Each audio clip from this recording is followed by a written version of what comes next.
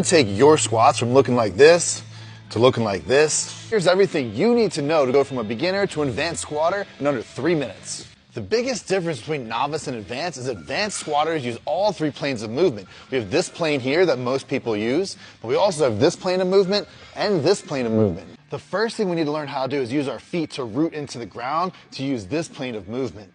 We want to use our feet like eagle claws and grab into the ground by pushing the big toe down and squeezing this muscle here. Once our feet are grabbed into the ground, we're going to act like we're rotating them out, but they're not going to rotate since they're rooted into the ground, and the hips are going to stabilize. Now, to keep the hips stable, as we squat down the movement, we need to spread the floor apart like we're sliding on mats. Since we're rooted into the ground, that's not going to actually happen. But what is going to happen is it's going to take your squat from looking like this, shaky and unstable, to looking like this, strong and stable.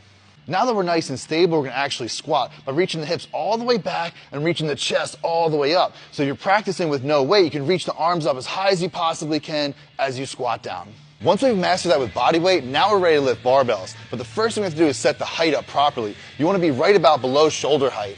We need enough room to be in our squat stance, stand the bar up, and clear the rack. Before we actually lift the bar, we need to learn how to stabilize the upper back. We're going to squeeze the shoulder blades together and down as hard as possible.